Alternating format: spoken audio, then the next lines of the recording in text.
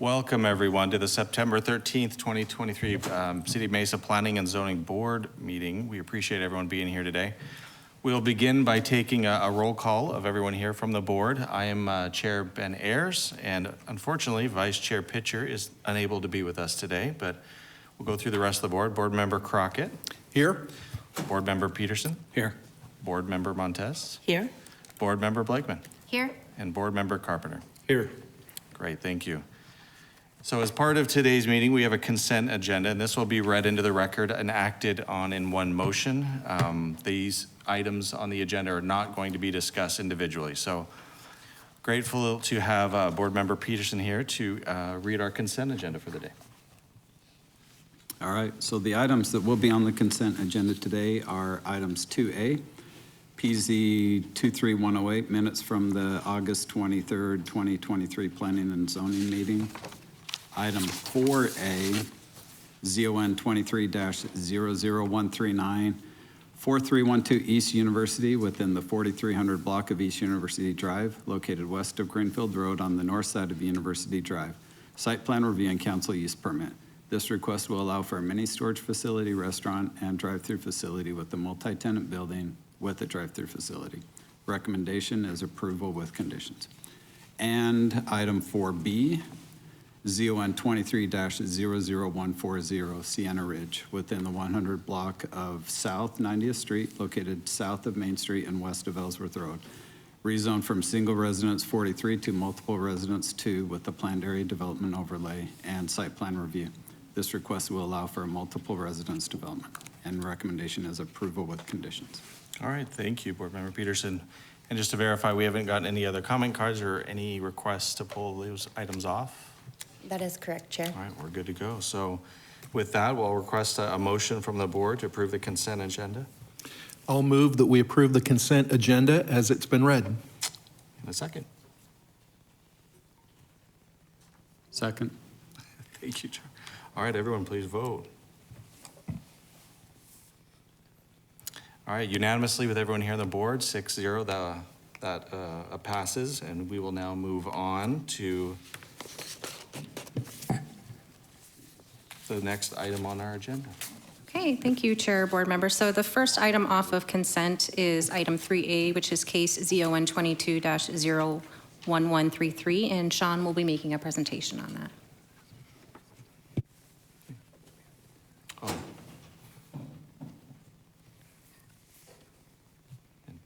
Jamie, you're going to jump on that? Oh, yes, I will be here. You guys have questions.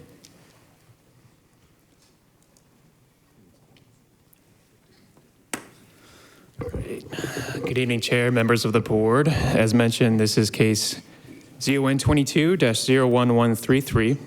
The request before you is site plan review and special use permit for a parking reduction, and this is to allow for a mixed-use development consisting of a multiple family project and a commercial project. The site is located within Haas Crossing Village 1, so it has frontage on Elliott Road, the north side of Elliott Road, and it will also have frontage on 82nd Street, which is a future roadway within Village 1. And then, of course, west of Haas Road is shown on the hatched map in front of you. The general plan character area designation on the property is mixed-use activity district. So this district is envisioned as a large-scale activity area that supports retail, commercial. Residential is supported as a secondary land use. This site is also within the Inner Loop District, and in that plan, it talks about having a mixed-use development with buildings brought closer to the street and parking located to the side and rear of the buildings. So the zoning on the property is mixed use with the planned area development overlay, and that overlay is tied to the Haas Crossing Development Master Plan. The proposed uses, multiple residence and commercial, which includes retail and restaurant, are all permitted within that district. So this is a site photo looking north from Elliott Road. You can see the site is vacant, undeveloped. So the applicant is proposing 233 units in the northern portion of the lot. It's a 4-story building. There are 2-story carriage units on the eastern portion of the lot fronting 82nd Street. On the southern portion, there are 4 commercial buildings. The Pad A and Pad B are drive-through restaurants, and then Shops A and Shops B are multi-tenant buildings. And then to the east of Shops A is a pedestrian plaza, and that's a requirement of the Haas Crossing development agreement. And that plaza will include hardscape, landscape, and several amenities like benches and raised planters. On the west side of the property, extending south to north, is a open space buffer and shared use path, and that'll connect with Lennar's shared use path, which is not under construction but recently approved, and that's directly north of this site. So per code, for the multiple residential portion of the project, 489 stalls are required. The applicant is requesting a reduction, so the reduction is 407 stalls. Well, not a reduction of 407 stalls, but the amount is 407. So it's about a reduction of 80, 85, 86. 233 spaces are covered, so that complies with code. One space per unit shall be covered. For the commercial component, 92 spaces are required per code and 109 spaces are provided. So the commercial side of the project complies with the parking minimums. Here's a snippet of the landscape plan that was discussed by the design review board at last night's work session, and there were no comments about the proposed landscape design. But again, you can see abundance of trees and shrubs around that shared use path that goes north and south along the west property line to provide a buffer to the industrial uses to the west. So here's a rendering of the proposed multifamily building. This is a perspective looking north from the commercial side. Again, these elevations were discussed by the design review board at last night's work session. Some minimal comments that staff will work to resolve with the applicant moving forward. Here's a rendering of one of the multi-tenant buildings. I believe this is Shops A. And then to the left, you can't see the whole plaza, but a portion of it kind of has a relationship with that building with outdoor seating. So the special use permit is for the parking reduction as mentioned, and as we discussed at study session, staff found all three required findings to be met, and that's based on the breakdown of the unit types and the bedroom counts, as well as the findings by the transportation consultant when analyzing the anticipated demand per the ITE and Urban Land Institute. So property owners were notified within 1,000 feet. Staff has not been contacted by any interested parties about this request. So overall, we find that the request complies with the 2040 Mesa General Plan, the Gateway Strategic Development Plan, as well as the review criteria for site plan review, and then the review criteria for a special use permit. And our recommendation is approval with conditions, but I'm happy to answer any questions. Thank you. All right, thank you, appreciate it. Any questions from the board? Nothing. Looks like we don't have any questions for you. All right. Thank you. Okay, Chair and board members, so the other item that is, oh, I'm sorry, I'm getting ahead of myself. I do it all the time, so you're good. So with that, I think we have no public comment. We have no cards on this item as well. So I think I'll just close the public meeting on this one. I think we're good there. And I'll entertain a motion or any discussion. Do we have the applicant that wants to speak? If we have questions? Do you have a question for the applicant? I don't. So I don't think we need them. Okay. So I'll entertain a motion, or if you guys have a discussion or anything you want to bring up on this one. Anybody want to?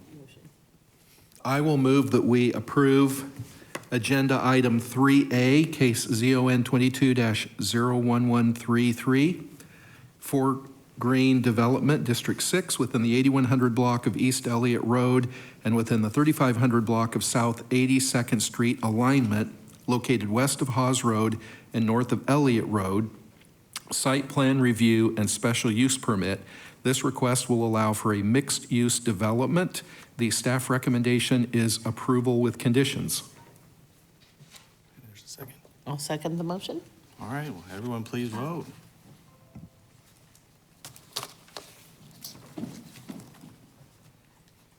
I think we're waiting. We don't have her on there, so I think we're good. I'm not seeing a result. Oh, hit abstain, there we go. All right, unanimous with Board Member Blakeman abstaining and Board Member Pitcher, or Vice Chair Pitcher actually not here. That motion passes. Thank you, everybody. Now we can move on to 5A, Rachel. Thank you. Sorry about that. So next item off of consent is 5A, which is case ZON 23-00469, and Charlotte will be making that presentation.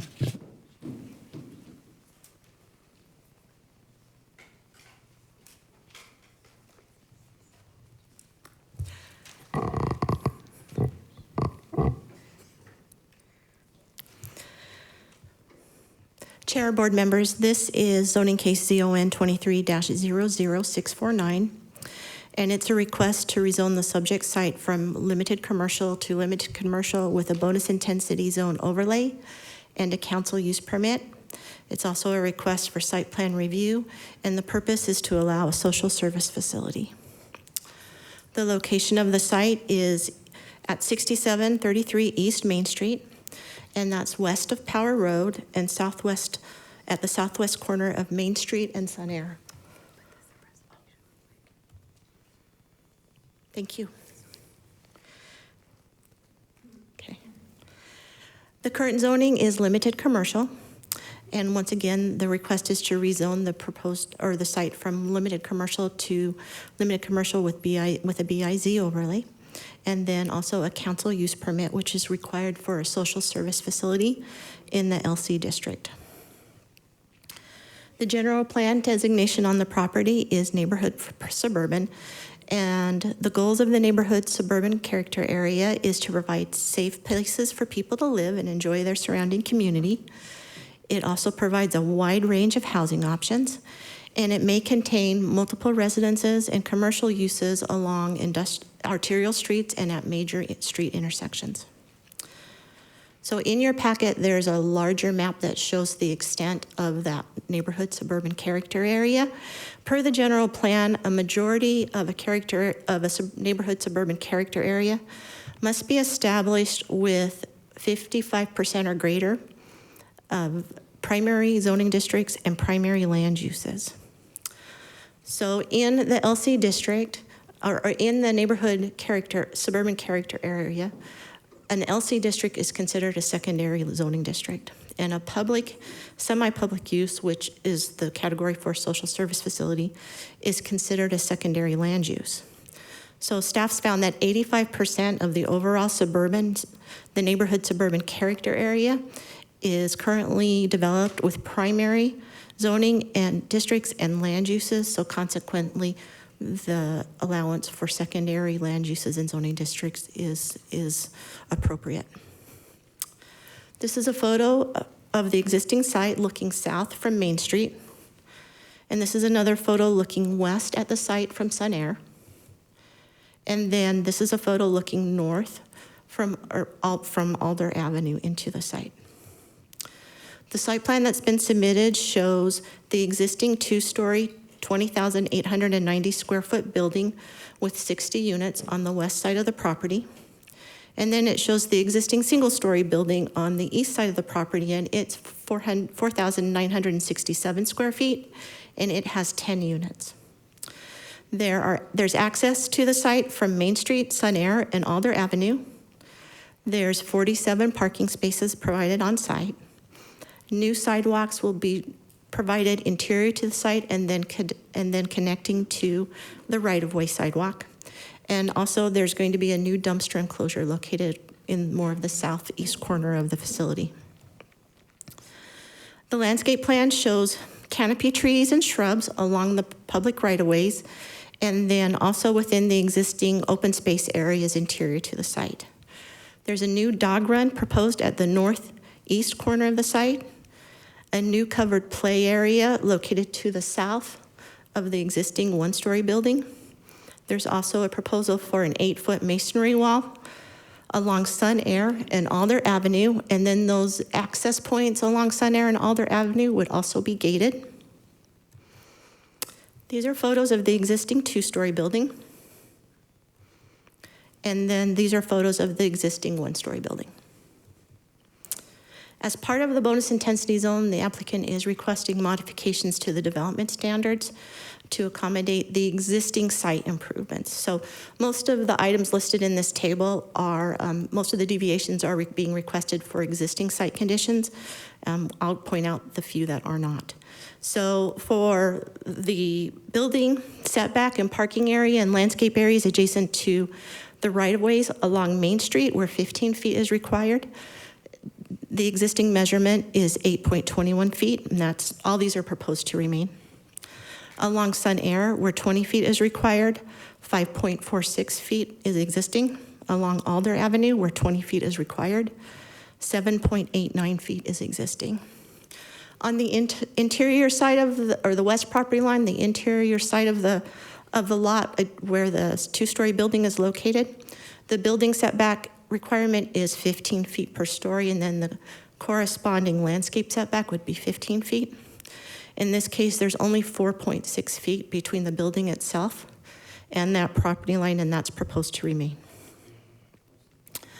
As far as the fences, in the fences located within the building setback areas, landscape areas, the maximum height is 3.5 feet. There is an existing screen wall along Main Street, that's going to remain.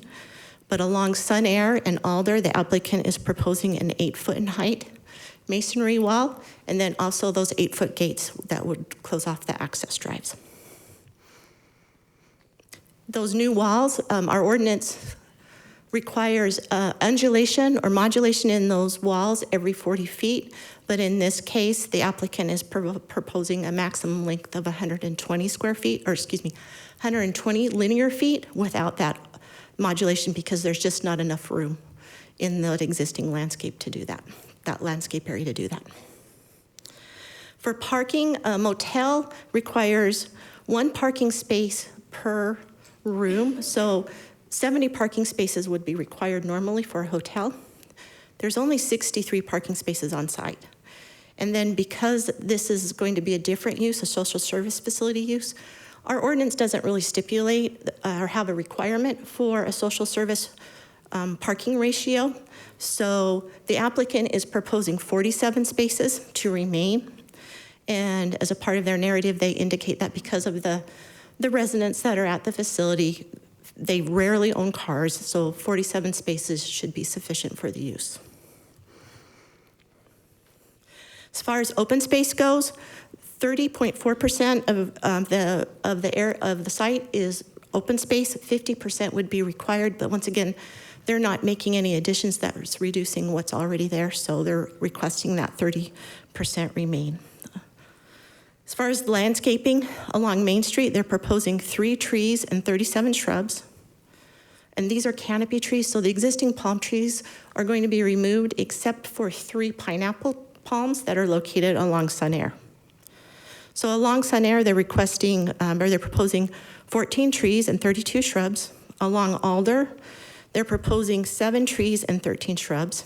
And then in that, along the west property line between the building itself and the property line, they're not proposing any trees or shrubs there. There's not enough area, and they want to keep that open so they can maintain it and keep it secure as well.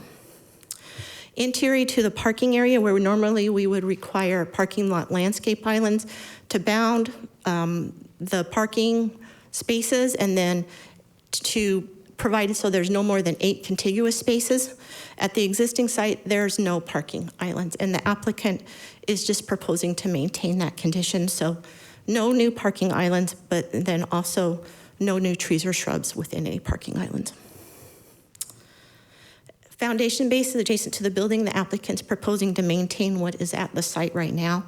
So adjacent to this 2-story building, where 15 foot would normally be required, they're proposing 8.78 feet, which is existing. And then our ordinance also has a requirement that buildings greater than or larger than 10,000 square feet provide a plaza area. And so the facility does have an existing plaza area, but it doesn't meet the dimensions called out in the ordinance.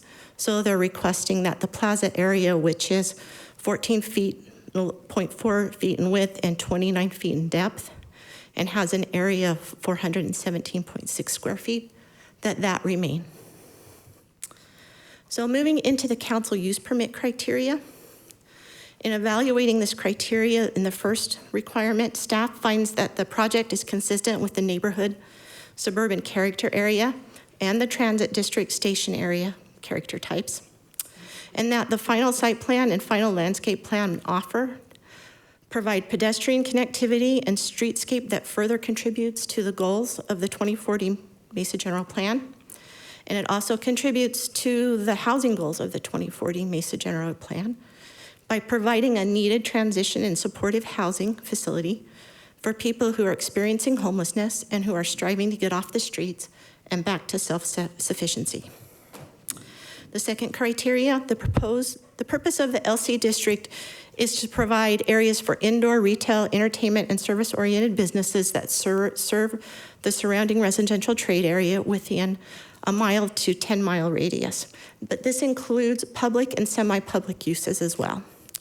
So the proposed project is consistent with the intent of the LC district, which states a public or semi-public use, including a social service facility, is compatible in the LC district and is permitted with the approval of a council use permit.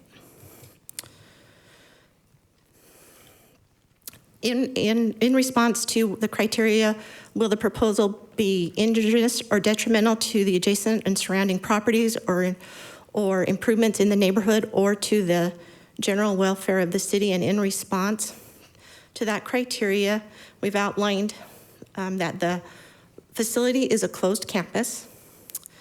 Participants will be limited to seniors, families, and domestic violence victims experiencing homelessness. No visitors will be allowed on campus without permission and monitoring. Daily room checks will be conducted and a 10 p.m. curfew enforced. The proposal is to construct an 8-foot tall masonry wall with gates along the south and east sides of the parking area. They'll be installing upgraded exterior lighting and security cameras. Those security cameras will be monitored through the Real-Time Crime Center. On-site, nonprofit and police presence are day and night or 24/7 at the facility. And this enhanced increased security may benefit the surrounding neighborhood in general. So staff finds the proposed project will not be injurious or detrimental to the surrounding neighborhood. And then the last criteria for this section, there are adequate public services such as public schools, police, and fire protection already provided to the project site, and then there's also existing infrastructure to support the proposal, the use. So the second council use permit criteria. For the first item, staff finds that it complies with the 2040 Mesa General Plan, and it also is in compliance with the social service guidelines. Specifically, per the guidelines, it's located in a manner consistent with the existing zoning and land uses. It provides participants with basic amenities such as restrooms, drinking water, and seating areas. And then the project is not located in downtown Mesa or within the designated town center redevelopment area. For the second criteria, a plan of operation has been submitted, and a condition of approval stipulates compliance with the operation and maintenance plan. And the proposed project has been reviewed by City of Mesa Development Services and planning staff for compliance with all zoning, building code, and fire safety regulations. In addition, a condition of approval stipulates compliance with all city development codes and regulations, except the modifications to the development standards as approved with the BIZ overlay. Next, a good neighbor policy has been submitted. The good neighbor policy indicates the staff and the Mesa Police Department officers will be on site at all times, and that the campus is secured. There are clear communication channels for citizens to communicate with the city regarding the facility, and a curfew is enforced. There's no walk-up or drop-in services. There's daily check-ins, and even more measures to ensure compatibility with the adjacent uses. And finally, I believe this is the last one. Well, I say that and then I'll have another slide. But approval of the requested BIZ overlay will result in the project being brought into substantial conformance with city development standards. The applicant is proposing improvements to the project site, including new landscape trees and shrubs, a covered play area, a dog run, a single dumpster enclosure. Interior to the project site, these improvements include, once again, adding trees and shrubs to the existing landscape areas. We talked about installing a new covered play area and dog run. There will be a new 8-foot in height masonry wall with gates along Sun Air and Alder Avenue. So overall, staff finds the proposed development improvements will bring the project site into substantial conformance with the Mesa zoning ordinance development standards. So moving on to citizen participation, there's an extensive citizen participation report in your packet that was distributed. But just to summarize, residents and neighbor and businesses within 1,000 feet were notified of the neighborhood meetings that took place. And then the HOAs and registered neighborhoods in the area were also notified of those meetings. And once again, there's a summary of the comments and concerns that came out of those meetings. 3 rounds of door-to-door visits and discussions took place with neighborhood residents. And so planning staff directly received, at the time this packet was put together, 16 letters in support of this project and 2 in opposition, and those are included in your packet. And then since that packet was distributed, we've received, I believe it's 6 more emails in support of the project. So those are at your disposal to read. So in summary, staff finds the proposed project complies with the 2040 Mesa General Plan. It complies with the review criteria in section 1176D for a council use permit. And it complies with the development standards in section 113126 for a social service facility council use permit. And it complies with the review criteria in chapter 21 for a bonus intensity zone overlay. And it also meets the criteria for chapter 69 for site plan review, and staff is recommending approval with conditions. I'd be happy to answer any questions you might have about the project. Thank you, Charlotte. Appreciate it. Any questions from the board? You got something? So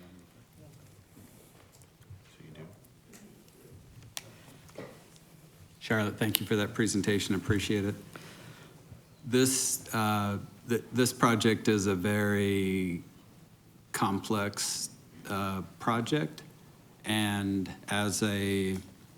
with a lot of comprehensive community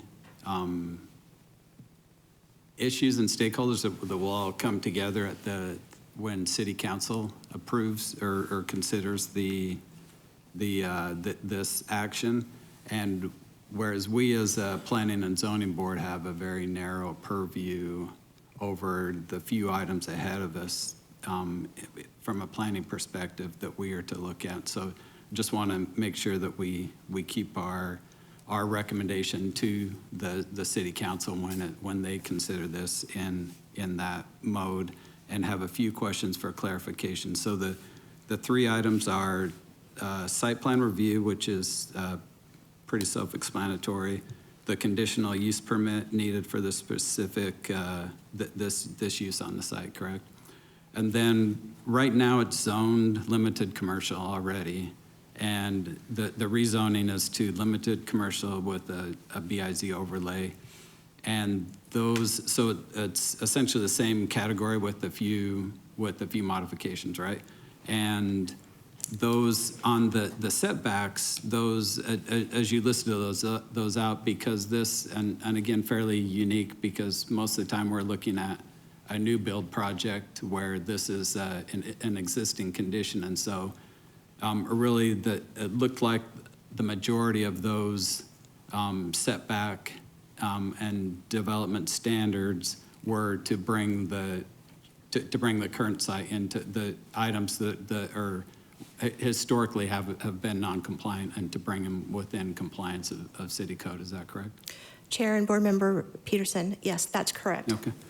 Gotcha. And then on the landscaping, while the landscaping, the BIZ overlay has some deviation for that, the landscaping that's being proposed will be a significant improvement over the existing condition. Is that correct?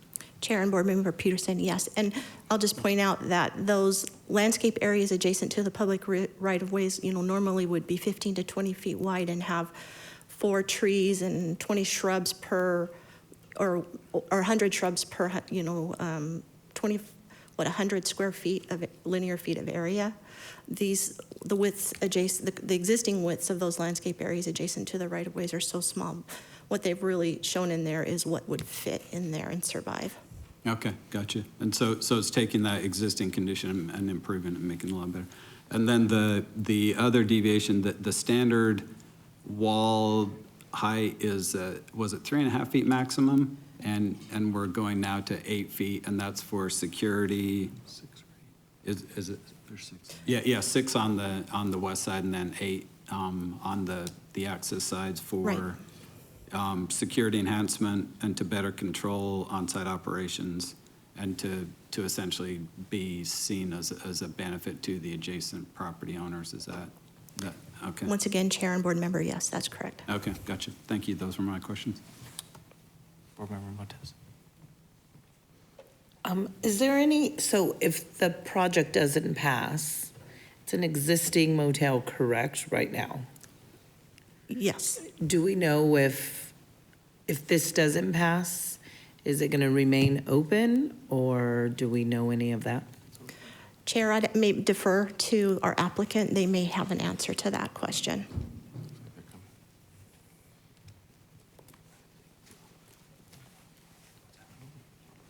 Good evening, Chair, members of the Planning Commission. My name is Natalie Lewis. I'm a Deputy City Manager, and this project is something that I'm helping to bring through this process. If we don't receive a council use permit for this hotel, for this particular use, then the city wouldn't be interested in purchasing the facility. So we have set this up in such a way that we've opened, the council has given us permission to open escrow. We're doing due diligence as we speak. We're looking at design and trying to facilitate and expedite as much as we can in our planning phases in hopes that it does pass, but the council will take action on this council use permit before we close escrow. So it'll remain what it is. I've done home visits there, so I know what it is now. So it would remain how it is for the time being unless the property owner sells to someone else. Okay.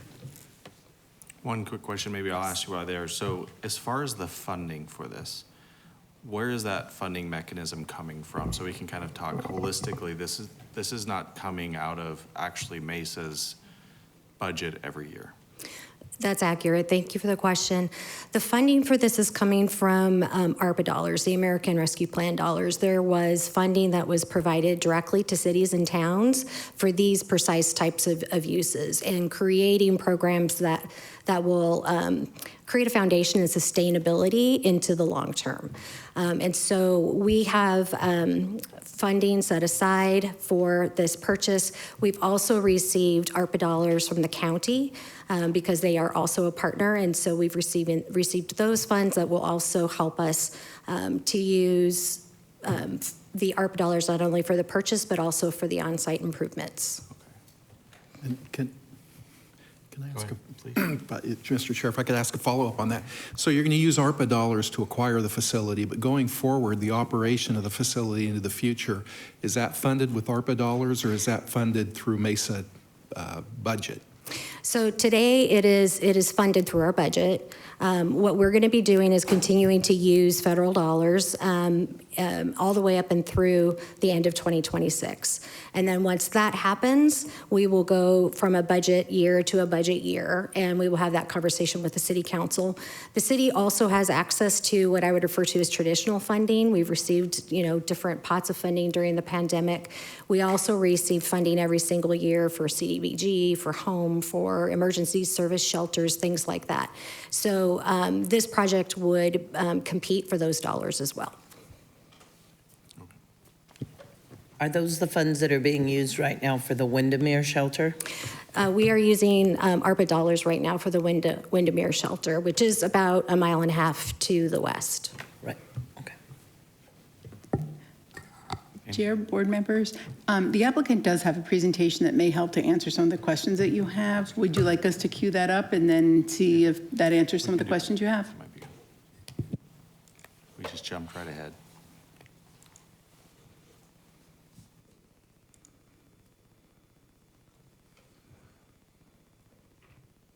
Thank you very much. I just want to provide a quick overview. I will be shorter than I was downstairs. And I want the community to understand the importance that the City of Mesa has put into this and the massive amount of planning and collaboration, not only internally but externally as well, to provide as good and successful of a program as possible. Serving homeless and people experiencing homeless it's very difficult, and there is no one size fits all.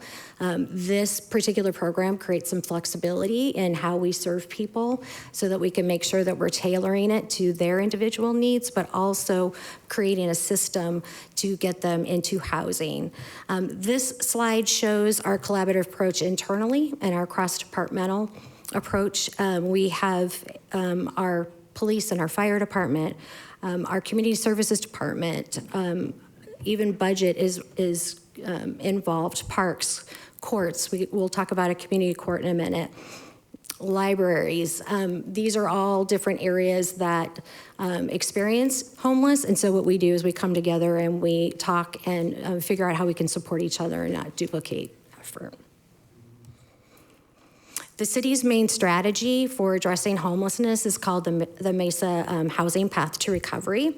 The area that is circled is what was stood up during the pandemic. It did not exist before the pandemic occurred. And so people would normally go into some kind of a traditional shelter, and sometimes they weren't as successful because traditional shelters have a lot of rules and people might not be actually ready for those rules. This program is meant to be almost like a pre-shelter kind of service where we get them housed immediately and stabilized, and we start working with them on a housing plan and figure out where that next step is. And it's become a really critical step in this whole infrastructure, and it's why the City of Mesa has decided to purchase a hotel and keep this moving for the foreseeable time period.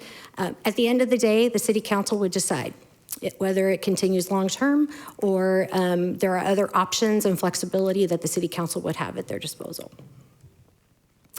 Why here and why now? We still have a major problem in homelessness. This is happening nationally. This is not just Mesa, it's in the region. And today, regionally, for every 10 people that we are getting off the streets, 19 more are becoming homeless and in need of services. So we are continuing to find and try to find additional ways to serve people and to do it in as efficient but as also a successful way possible. We have been able to achieve with this project a 73% success rate, which means they've moved on to their next step in their housing plan. We have a lot of data related to this that talks about the program and ensures that we are monitoring and looking at ways to improvement where we need it. So we do that constantly, and we do that in partnership with Community Bridges, who is the operator of the facility and providing all of the service. The East Mesa location is meant to spread services. Today in Mesa, about 90%, maybe even more, of social and human services are west of Gilbert Road. And there is a lot of feedback from the community, but also the City Council, of wanting to spread these services so that we're not overburdening any one particular area. We want to purchase this building at this point because we do see it needed for a longer term process. We do think it will save us some funding over time, but The big reason is that Mesa is in control. And at the end of the day, it's really the city council who decides what happens with this program, whether or not we continue it moving forward, whether or not we decide to relocate it in the future. We're also able to make absolutely certain that there is a 100% focus on Mesa and Mesa clients. And this is a once-in-a-generation lifetime opportunity to use these federal dollars. We are very committed to being a good neighbor, and we will review the good neighbor policy as it relates to that. But the other thing that we have committed to do for this neighborhood is put all of this in writing and make sure that it becomes a document and a stipulation within the council use permit itself when council takes action. And we need this facility in the program to enforce urban camping laws. Urban camping back in 2018 was challenged by in the courts. And basically what the courts told us in the Ninth Circuit is that we all know that being homeless is not illegal, but it is also now not illegal to sleep in public and in public places if and when there is no other alternative for that person. So what we've been able to do with Off the Streets is guarantee a bed to our police officers, to our park rangers out there. So as they're out there talking to people and meeting with them, they are asking, do you want a bed? Do you want services? I can get you one now. And that way, if they say no, thank you, they have options for enforcement still, and we will still enforce, but we at least can do that and meet this Martin v. Boise requirement. The police department is very active, and they're proactive today. They are out there all the time meeting with people and again having that same conversation. This map demonstrates what they've been doing since 2020 when we stood this program up. And so it's all been part of working with each other and supporting the programs and what we do with each other. We've also added some new tools, and our police officers out in the field love this because before all they had was enforcement, and enforcement wasn't working. They would ticket someone and it would just be a fee-related thing, and they'd be back in the park the next day or at the intersection the next day, and it wasn't helping anything, and they weren't helping people. So today, they have a cite and release option for a community court, which our courts have stood up, and basically, it's a restorative type of a program instead of penalizing people, and it gives us and the participants a second chance to want to get help and receive service. Our goal is when they're going through community court, if they are indeed homeless, which most of them are, they're off the streets, so we can make sure they're going to and from court and as successful as possible. The other thing that you can see on this chart is that the police department has been successful at referring people for human services or to the off the street. So half of the time in their proactive approaches, generally they're able to send people to the shelter. The other half, they're referring them to medical or some kind of mental health type of assistance. The parks rangers are out there and they're busy too all the time. And so this just shows you the contacts. They're just constantly out there talking to them. They're getting to know these individuals and trying to get them in a state of readiness to accept service.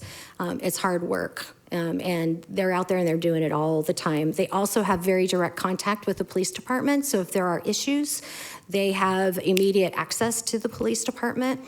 Our police department has put cameras out in some of the worst parks. You'll see that it's Kleinman, Pioneer, and Guerrero. Those parks have the most homeless activity, but they have these cameras out there. They connect to our real-time crime center. It helps us monitor what's happening at the parks and to, again, work with each other on that.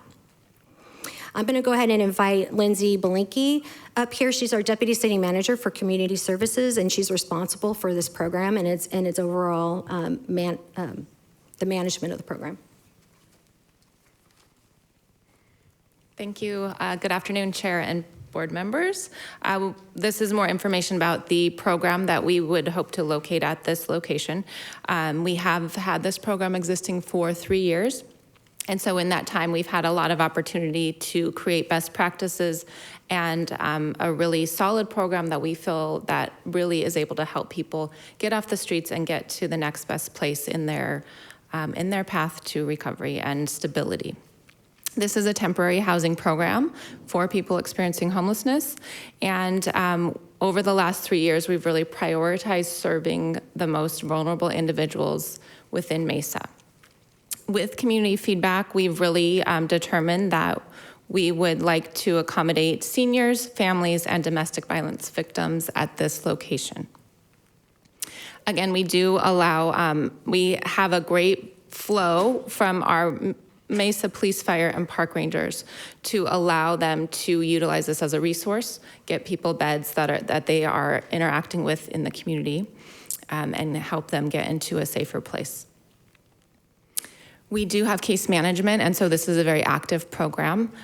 People create an action plan, they create a housing plan, and then they have case management and staff on site that help them work through that plan depending on what their needs are, and really connect to stabilizing services, getting their identification, getting connected to other services that they're eligible for, and really getting back on their feet, getting employment if they don't already have it, and just getting those support services they really need. So it's not just a bed or a room, it is a wraparound program that provides really quality services. We do have rules and requirements in place, a lot of policies and procedures. As residents come in, they agree to comply with those policies and are made very aware of what those are. And so we're all on the same page in that, and that really supports our Good Neighbor plan as well as the safety and the quality of the program. People can stay for up to 90 days. We do not allow sex offenders on campus or in our program as clients because we are serving so many vulnerable individuals with seniors and families and small children on site. And this is a closed campus model, so you cannot walk up and request services ever. That is not allowed. We also don't allow any other types of services. So there's been concern voiced from the community that will this be a soup kitchen with a line out the door? Will it be a treatment facility? No, it will not be any of those. We are very focused on providing that temporary housing with the connected services and limiting it to that and helping the city address homelessness. And that really contributes to the public safety and well-being for the community. It also is nothing like a medical facility or a clinic or any other type of service other than those that we have named. We are definitely committed to keeping it as that temporary housing program. We currently serve about 39% of our clients have physical disabilities, so you'll see we're really pushing for ADA improvements to the property. We do have 12% of our clients are 62 years and older, so we plan to very much continue serving that population, as well as many families, which results in about 19% of our clients being under the age of 18. 4% are currently veterans, and 20% of our clients are survivors of domestic violence. And about a total of 49, almost half of our clients are women. We do have also that 73% success rate that Natalie mentioned. You've heard about this Good Neighbor policy from Charlotte. Again, dedicated police officer on site, so this is a very visible person. There's a vehicle on site, and we want to make sure that it provides safety and quality to our program, security to our clients so that they feel safe and supported, as well to the staff on site, but also to the surrounding neighborhood. We believe having that dedicated presence will definitely impact the neighborhood and some of the activities that are being reported to us right now as concerns. As well as that nonprofit partner on site that's there and working with the clients around the clock if needed to really support them and provide services. Again, no walk-up or drop-in services available or allowed on site. We do a lot of transporting people to other services off-site and making sure they get what they need. But no walk-up services are allowed. People that may try to do that are not allowed to do that. It's very clear that's not an option. A clean and well-maintained campus is a focus for us, as well as some limited outdoor areas for participating in some common areas outside that are visually buffered from the community. Room checks are consistently done to ensure safety and program compliance, as well as our curfew, which is 10 p.m., unless for a special circumstance to the success of the clients. If they have employment later into the evening, for example, there would be an exception made there. No visitors are allowed without permission, and again, only if it's for the success of the client and their path within the program. Those off-campus wraparound services, and we're really looking to address homelessness in the broader surrounding community. So we're already doing outreach to, we've heard from some business owners that they have current problems, so we're trying to address that right now, and really utilize this program as a resource to be able to do that. In addition, we're adding a phone number and email to provide the surrounding community regular ways to communicate with us, whether they have questions or complaints or concerns or just ideas about the program. They will have direct access to my staff, as well as our police department that we collaborate with closely, and our nonprofit partner, CBI, is all part of that team that helps to respond to those questions and or concerns. We also are doing a review of the neighborhood to the south of the hotel to make sure that we can provide any available resource within the city that we currently have available. We're also looking at street lighting, for example, to see if we can make improvements to that neighborhood and really bring further resources and value as a neighbor to that area. I think Natalie's going to come back up to address community engagement.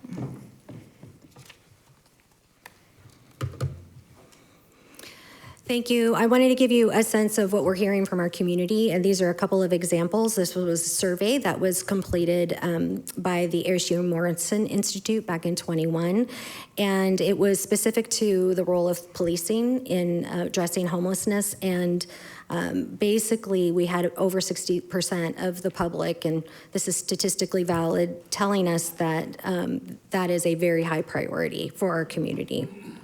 We have also done some analysis most recently for social media. There's been a lot of coverage in the newspapers and on television and on the radio about homelessness in downtown Phoenix and urban camping. And there's been a lot of coverage also on the Off the Streets program, but also for this purchase of the hotel. And so we took a look at all of those comments, and the very large majority are either positive about what it is we're doing or neutral. There's about 1% that are negative. We have heard some common themes from our neighbors to the south. Again, we are very committed to working with them, staying in contact with them, and being a good neighbor. There are some fears. This is, not unusual for areas that are adjacent to these types of uses. We want to change that, and with this neighborhood, they're fearful of crime and drug use. They are frustrated with the city at this point because they keep telling us no, no, no, and we've continued moving forward. And it's hard because this is such an incredible need for the entire for the entire city. And so it's hard to listen to our residents, but also to know the bigger picture of what it is we're trying to achieve in general. They're concerned about property value impacts. We feel that will be addressed with being a very good neighbor. There's been questions about paying too much for the hotel, or is this going to be adding taxes? That would not happen directly. This would be a budgeted item year after year. We have heard some positive feedback, though, for sure that has been in the minority. I'm going to go ahead and answer some of these other questions that we have heard and ask Lindsay to come up as well after I go through the first one. Again, why is this in East Mesa? We've talked about that. This is about spreading the services and not overburdening any particular area. Are we paying too much? The city of Mesa, because this is federally funded, has to go through a very intense process, an appraisal process. So we have to go through an appraisal process and then hire another appraiser to go through a review of that appraisal to make sure that it's all legitimate and accurate. And so we have gone through that process. They take a very serious look at the use and what's happening in the state, but also here locally. We are right in the middle of what that appraisal is. We do not feel we are overpaying for the hotel if we do. Why did we choose Community Bridges? Community Bridges is one of the most robust providers. We have a few nonprofits that are just amazing partners for Mesa, A New Leaf, Save the Family, but Community Bridges is another one. And they just have a lot of access to services. They have a great system, and they're able to take our clients off campus to get them other services that they need that are behavioral health and mental health types of things. So we have been working with them for over 3 years, and our feeling at this point is that it would be the worst idea ever to change our path right now as we're going through a transition. But we also recognize that we owe it to our community to go through some kind of a process. So what we are agreeing to do is, after a couple of years of being open and that we're stabilized, that we would go through a public request for proposal process. How much of taxpayer funds are going to be used for this project? So we are using federal dollars to purchase it, to renovate it, and to run it until the end of 2026. Thereafter, it would be a city council budget decision.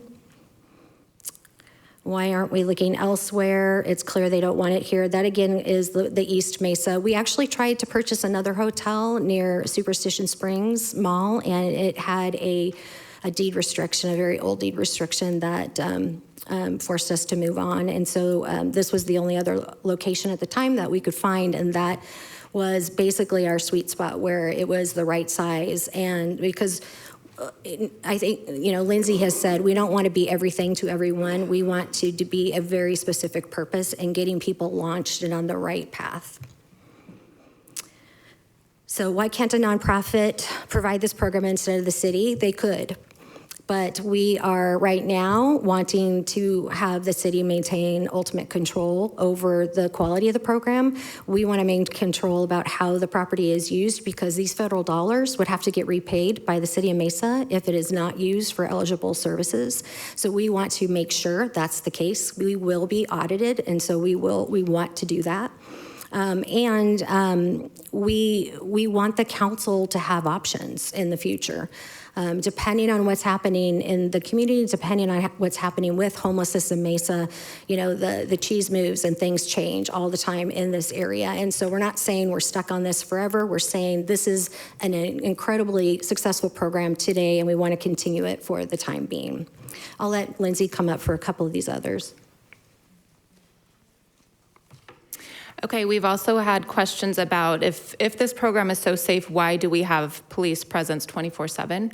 We have really chosen that just to make sure that we have safety for our clients, our staff, as well as the surrounding community. So that is very much part of our Good Neighbor policy, and we're very committed to that. How will the city control drug use and crime at the hotel? So this, I believe, is based around current activities that have been reported to us on the property currently, as well as in the surrounding area.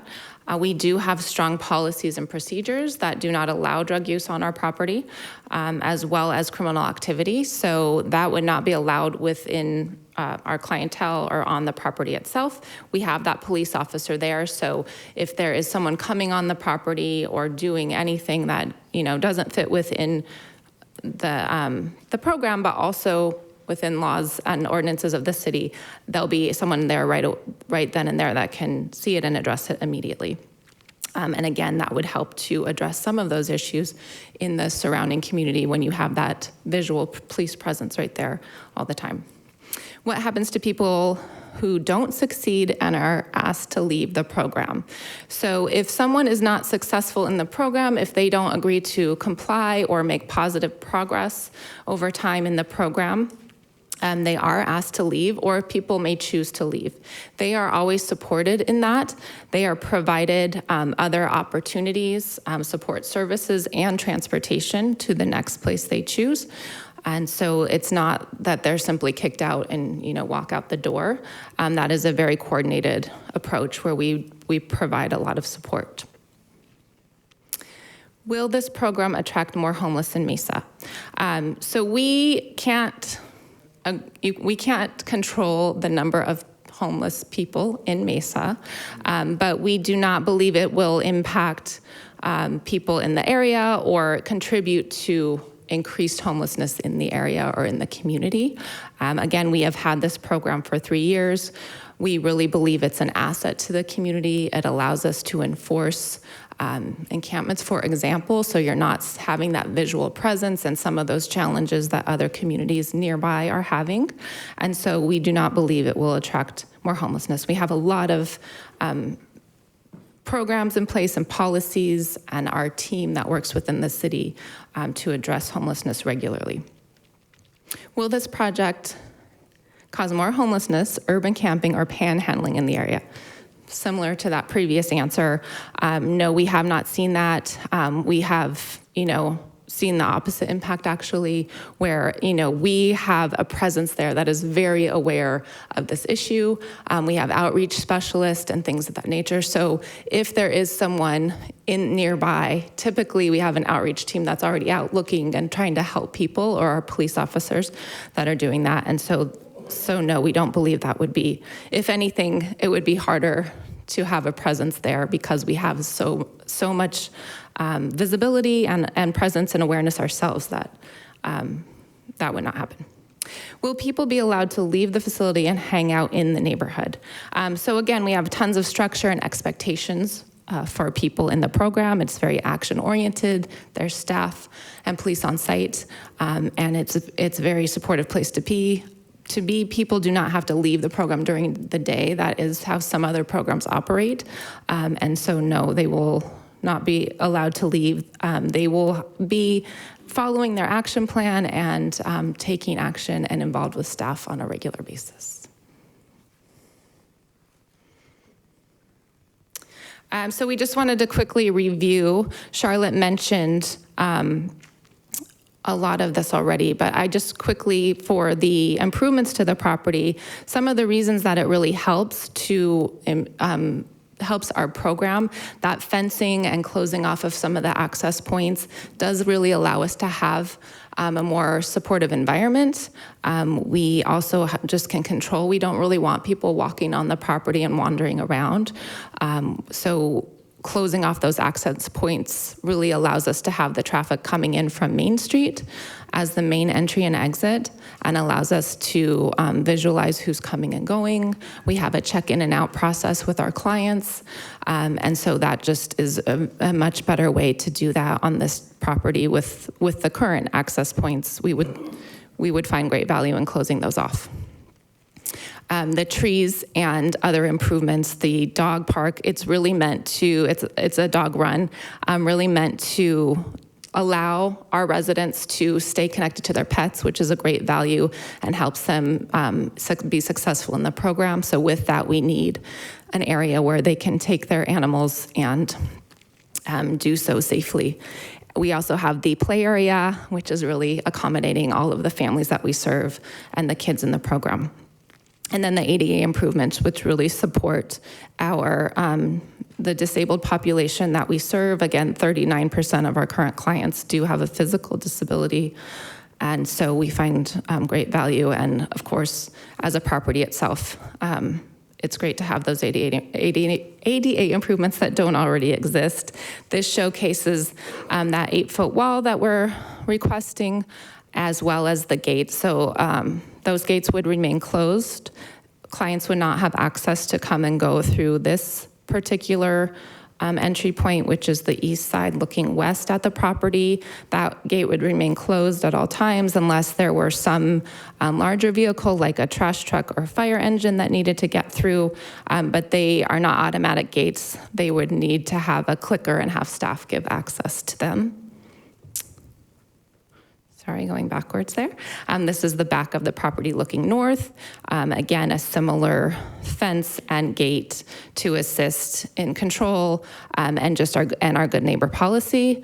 And the addition of all those trees in the back and on the side would be a benefit, we believe, to the neighborhood as well. Here's that area for the dog run, as well as an addition of an ADA ramp in the back to help our clients enter and exit the building.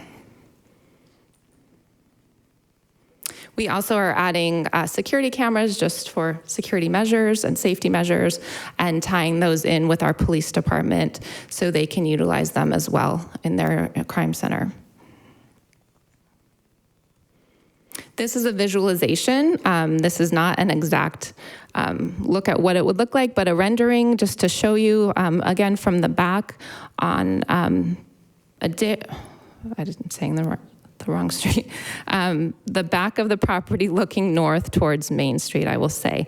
That block wall, there would be a gate closed.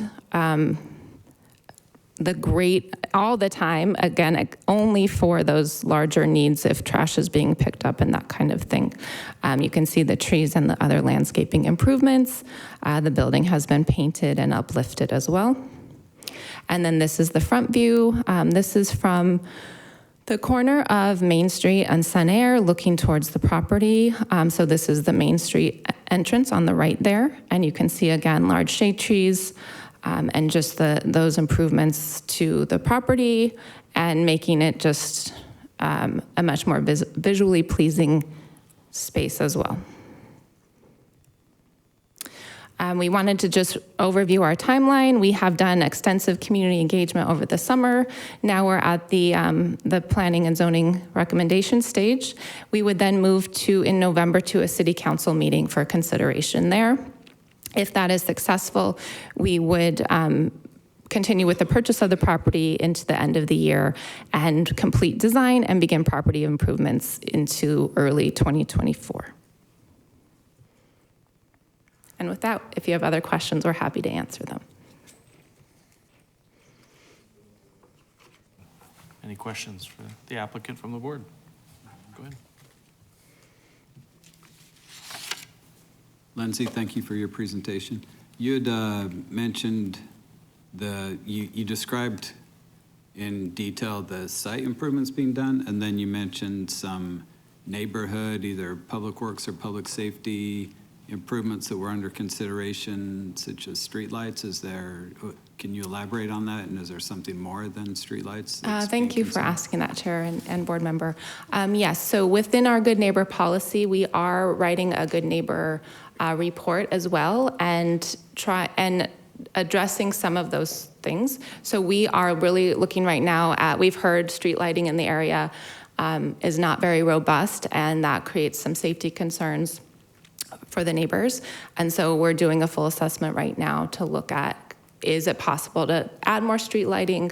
There's also requests to have lighting in some of the alleyways. And so we're having that assessed right now by our transportation department.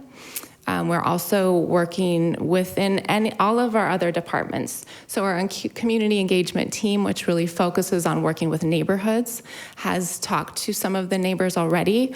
We have a neighborhood registration program. So the neighborhood to the south is registered, and we have established a new neighborhood leader through this process. And that person is just a great connector and a liaison between the city and the neighborhood about not this program necessarily, but how we connect city resources to the neighborhood, how they can have more of a voice in other activities. We have brought community dumpsters out to the neighborhood as well and helped with some education on code issues and helping people to have a cleanup before any enforcement was done. And so just really wrapping around those services, we're looking at the viability of a block watch if the neighborhood would want that. That's a program offered through our police department. And so all of those kind of support services, we're open to other feedback from the neighborhood if they have other ideas. Thank you. Any other questions? You got one? I'm just curious, you repeatedly said that there would be no drop-in or walk-up services, and then it's a closed campus, so they're not allowed to leave unless there's a specific reason. I'm just curious if there'd be no walking out. I'm sure that's a concern. Yeah, so people have appointments throughout the day. They may have a doctor's appointment or a job to go to.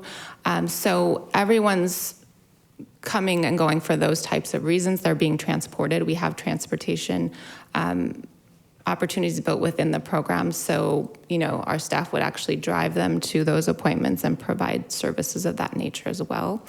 So they are allowed to leave for those types of services. A lot of the kids are school age, so that's happening too throughout the day. So a lot of normal activities that we all do throughout our day for those types of appointments and things that really support people in being successful in this program would continue on. Thank you. Any other questions? No? Okay. I think we're good. Thank you very much. Thank you so much. So as part of this, we have quite a few comments. We've been given packets that include a plethora of emails that we've been able to review, and as well, we've got comment cards of those folks that are here that would like to speak on this item as well. And so we will begin to have everyone come down. We ask that when you come down and would like to speak, that you come up, please state your name and your address for the record, and then we ask that everyone keeps those comments to 3 minutes, seeing with the number that we have quite a few. So we'd ask everybody to kind of respect that and allow everybody a chance and an opportunity to speak. So I apologize now if I say your name wrong, so please bear with me with that, but I'll do my best. So the first one I have is Catherine Atwood.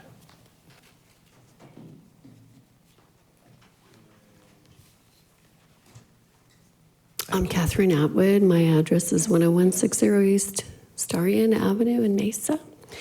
And good afternoon. I was born and raised and live in Mesa. I have a genuine care and concern for homeless in Mesa. I have participated in point of time counts, given time and resources to organizations that help people in need near where I live. I've even opened my home up to 2 separate women and their children to live in my home and my family, with my family, for extended periods of time so that they were not on the streets. I know a lot of time has gone into this project, but regarding the Off the Streets project, as it is right now, I am here to respectfully voice my opposition. I believe that city government should not be directly involved in the rehabilitation of our homeless population. Mesa can and should facilitate or partner with NGOs or others who are in that line of work, but to purchase a permanent facility is out of scope for city government. Thank you, Chairman Ayers, council members, and those who have presented for all the ways that you guys make Mesa awesome. I respectfully submit this comment to you and hope you will consider it as you make these important decisions for City of Mesa residents and our future. Thank you. Thank you, Catherine. I appreciate your comments. Next up, I have Joseph Hildebrand.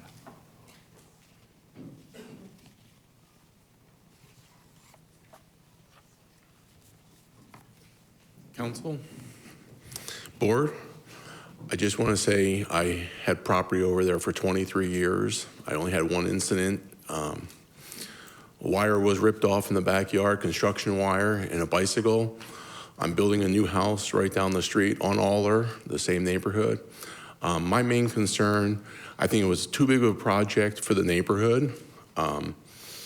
For an example, I'm building this new home, and night times I go by, and I went by the Windmere Hotel, and City of Mesa crime scenes out there with a crime lab. You know, these ladies come up here saying everything's successful. We do have a board member here that's a principal, 72%. It's not almost passing. It's just below passing, you know. I do think they should get their numbers up a little bit at the 80% or better with their success program. Now you guys are looking for 90 days.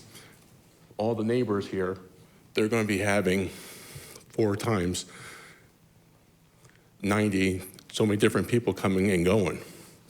I had a home in Santan Valley. I went in the backyard. I had a guy there just laying in the backyard on the porch. I had to call the police department.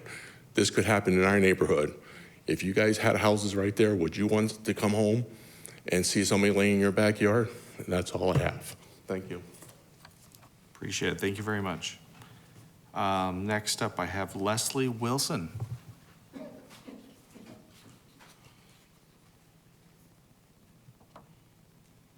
And if you could come up and state your name and address for the record. I prefer not to give my address. This is on the internet, isn't it? You have my address on the blue card. Yes, Is that we do. sufficient? Yeah, that's Okay, sufficient. cool, thank you. Yeah, my name is Leslie Wilson. I'm a precinct captain in LD 10, and I represent not only my family, but also multiple other families who weren't able to make it here today. We are opposed to this project. Numerous identical projects around the country like this have failed, and the definition of insanity is repeatedly completing the same action while expecting a different result, and this project falls under that category. It is not the government's job to run social programs. That is the job of charities, churches, nonprofits, and the government is overstepping by doing this. You cannot guarantee that the problems suffered by the residents living near the Windermere will not be duplicated by those, for those located near the Grand. And it was noted earlier that seniors, families, members of domestic violence or victims, that they would be the ones who this would be focused on. The world we live in now, it doesn't matter what day of the week it is, someone can identify as just about anything and they have to be acknowledged. So what happens when somebody, let's talk about a man, identifies as a woman that day, he comes in, he says, I need help, I am an abused female. Now this program can't discriminate against him, they have to take him. Now anyone who's there, children, other women, they're in danger. So I don't know if that's been something that has come across the radar or been thought about at all, but we are wholly opposed to this. I would imagine that there are the people working on this project don't have to go home at night and live near it. They get to go home to somewhere else, maybe even a whole nother town somewhere. So their community isn't affected by this like we're going to be. So your project is going to put Mesa residents in danger. And, the light rail, homeless shelters, all of that, there are ways around this without the government getting involved. And we would like you to consider just ending the project. Thank you. Thank you, Leslie. Next, I have, I believe it's Jeff Williams. Okay.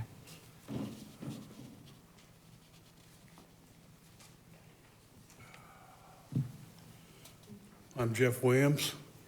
I lived in the area for about 50 years.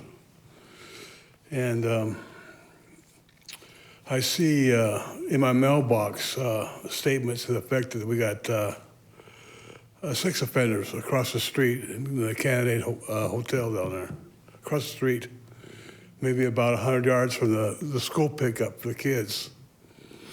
And then we got the Colonnade and plus the other one down the street from there, the Miles Mall or the Miles Motel. That's just as bad. You see the cops there all the time. They're not controlling the situation there. It's just getting worse.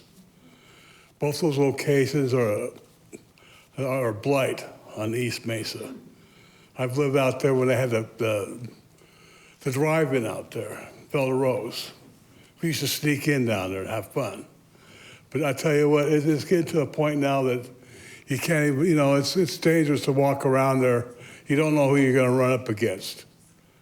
And to have those facilities right next to my neighborhood, well, I just don't like it. And I might not come across as well as I want to. I just want to let you know that I'm not in favor of this idea. And I thank you. Thank you, Mr. Williams. Appreciate your comments. Let's see. Okay, so I apologize again. So Morgan Leszewski? Is that bad? I killed it. Dang. It was real close. I murdered it. I That's all right. apologize. Good evening. My name is Morgan Leszewski. I live on Alder Avenue. I also represent a whole lot of people that are opposed to this idea. I know the slides and stuff said that there was 2 oppositions or 2 letters or whatever. I can neither confirm nor deny whether that's true, but everybody that I've spoke to, a lot of people that are still in this room, by the way, are on the same page. Myself and a few of the other neighbors, we've gone around and we actually started a petition, the people that were against this issue. I think currently we're at like 160 something signatures. We also worked with the the city clerk's office to get some information as far as the city council goes. People that would like to remain nameless. But we got some more information that we need a 150-foot radius around the proposed site to push the supermajority vote to city council. So that paperwork had to be turned into city court, which was turned in, or to the clerk, I believe, which was turned in, and then they were also served, which we have copies of. So, we'll see where that goes. In the meantime, I also have 5 children. I got teenagers and I got 1 in diapers. The pickup is right there next to the hotel for 3 out of the 5. So that in itself causes a concern. When I came back from Iraq, because I'm a combat veteran myself, so is my wife, I worked for the Department of Corrections for the better part of 6 years. And all of the propositions that you're seeing in these slides and all of the required things which are not currently up to standard at this hotel, sounds a whole lot like prison with 8-foot walls and security cameras, and we got 24/7 police presence. Currently at the Windermere, because I grew up on the east side of Mesa, I've lived here my whole life, but currently at the Windermere, you see nothing but the same problems that everybody else has already spoke of. So this program, it might have great success. That's awesome, and I'm super happy for them. However, the surrounding area is not flourishing because of this program. That is not a thing. And then to speak to the good neighbor policy, just very quickly, I was talking about the streetlights because I think that was what your question was. We've complained, my wife specifically has complained about our streetlight being out for the past 2 years. And once that was mentioned at one of the community meetings, which I'm not sure that all of these people that spoke before me were there for, streetlights are going to get fixed, so that way we will, go quietly or whatever however you'd like to put it. It's you need streetlights? Cool, let's do that. Oh, you guys want sidewalks? You want alley lights? Cool, let's do that. That doesn't sound like a good neighbor. That sounds like quid pro quo to me. It sounds like, cool, you want something? Then I'll give you something. Or I want something from you, if that makes more sense. So I'll cut it short. Nonetheless, the vast majority of people are not for this idea. So I give a shout out to everybody from the Off the Streets program, as well as the city court and the clerks and everybody else. Detective Rain especially. Detective Rain's a great guy. Detective Rain's a really good dude. Yeah, not in my backyard. And that's all I got. All right. Appreciate your comments. Thank you. Michael Hughes.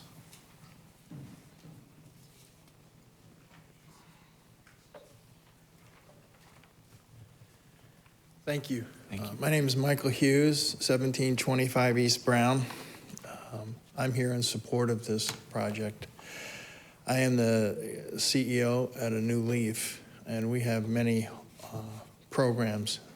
And we have La Mesita, we have the East Valley Men's Center. I could go on and on. They're all full. So I am sure that all of you know, just like everybody behind me knows, that the homeless problem is an epidemic. Nobody's going to deny that. It is a problem that is out of control. And I had a lot of things to say, but there's so much that's already been covered, so I'd like to take a different tact. And I am here almost as a character reference. I would like to let you know that if you, and voting to support this if you do, I would like to let you know that my experience working with Community Bridges over the last several years is they're an agency that is very committed. They will get the job done. They work very hard in terms of the things that were identified by the city. So I want you to know I can attest to that. Secondly, and more importantly, I can also attest, I candidly believe that there's no stronger city in Maricopa County that is more committed to trying to solve this problem than the city of Mesa. They are committed. They will follow through with what they say they will do. They are extremely involved and very generous and very supportive of the nonprofit community. And I can testify to you that what they say they will do, and they will follow through. And this program is very important. It's very important to the community and to all of the neighbors that is, understandably saying they're not for it. I can let you know that the city will do everything they can to make sure that this is successful, that this is safe, and that they will do everything they can within their power to make this homeless problem somewhat solvable. But I'm here to let you know that they are second to none in terms of what they commit to, what they follow through with, and what they're willing to do. And I think that that is really important for the citizens in this community to know. Thank you so very much. Thank you, Mr. Hughes. Appreciate your comments. Next, I have Cherie Anello.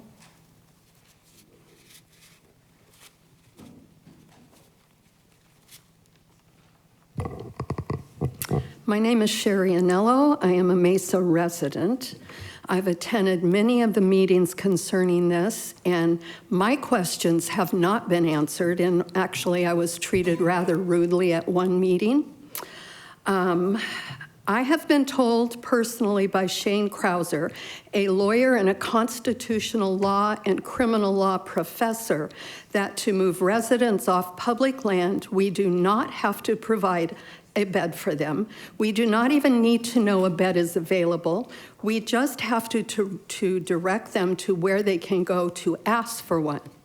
So why are we taking on ownership, liability, and maintenance for a property when or if a transient trips down a stair or is raped by someone else in the hotel and the city is sued? Who is responsible to finally pay the bill for our lawyers to defend us? When one transient, and this is from demolition people we've talked to, when one transient cooks meth just one time in one room of that hotel, the entire building by law is required to be gutted and rebuilt. Who will finally pay that bill should that kind of thing happen? How long might that building sit as an eyesore before this can properly be completed? COVID money will not be around for these kinds of expenses. This subject also is referred to as Mesa's homeless.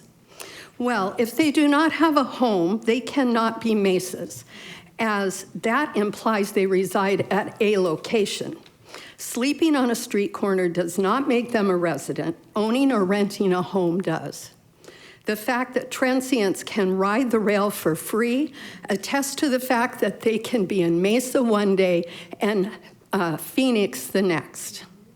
So we have no responsibility to take care of this problem in this way. Providing hotels only attracts more transients, as San Francisco, Portland, Seattle, and more have proven. True residents of Mesa want real answers, not failed policies tried so many other times in so many other cities. Why are we not spending money on lawyers to push back on federal and state levels to construct our wall and enforce our borders? Why do we let drugs come through so easily? Why hasn't the city council moved on lowering taxes and removing regulations for homeowners and builders so that affordable housing is available to all? Why aren't we working on providing mental hospitals so that people who truly are not able to work can be helped? I urge you, do not approve this permit. It is not proper use of tax dollars, and it is outside the scope of government. And as I sit down, I would like to ask anyone in attendance who opposes this contrived plan to raise their hands to show our disapproval. Thank you for your time. Thank you for your comments. Appreciate that. Next, I have Peter Anello.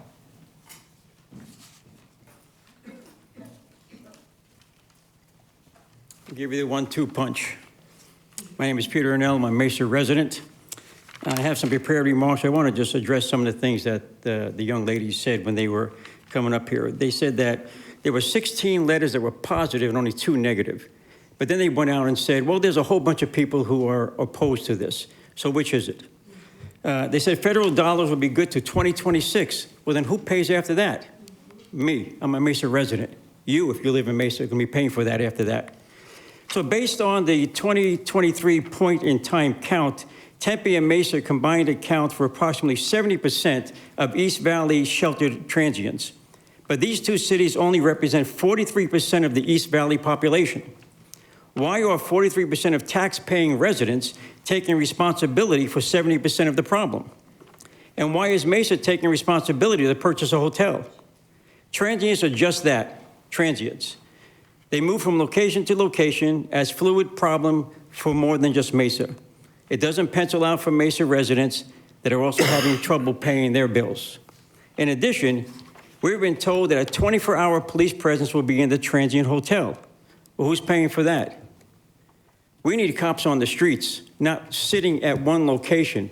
They need to be out where they need to be. My understanding is that the police force is less now than it was about 10 years ago, and we have a larger population. So why are we positioning police in one place when they should be patrolling and protecting the whole city? I don't have a cop sitting at my house. Why is one sitting there? As this problem grows, as it always has in every city that has provided similar answers, one hotel will not be enough. At what point do you consider the needs of those who are taking money for those projects?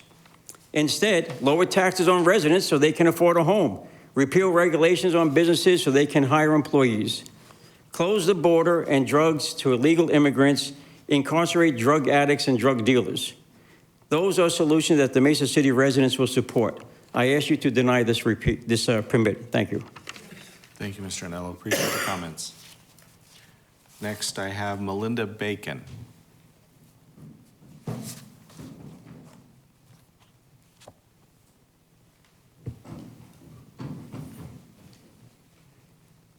Hello, my name is Melinda Bacon, and I am a former property owner in Mesa and currently reside in Queen Creek. As a real estate professional who's more than double time for decades now, I really have a great appreciation for the scope of this topic. I just want to tell you, I was a homeless pregnant teen who was a victim of child abuse.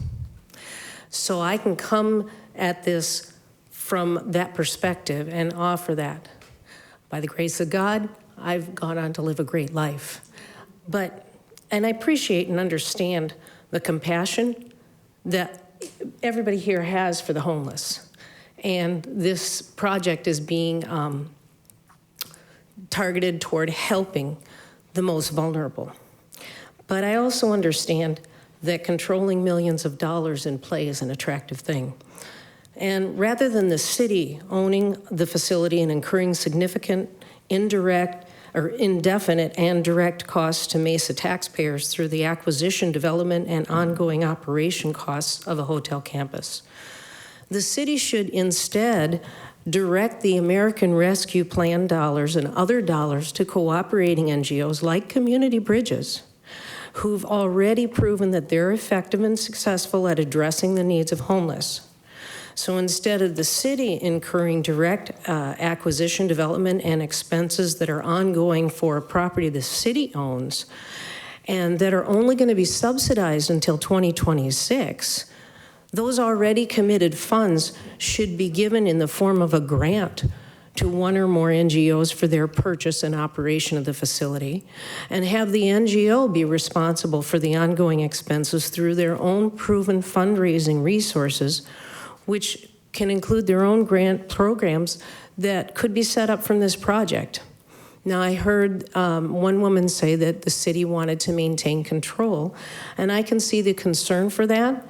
They could do that through things such as the planning and zoning that is approved for the facility or location, maybe another location if a different one is selected, and also through periodic quality control and outcomes audits that would be tied to the funds disbursement over the period of time to the grantee.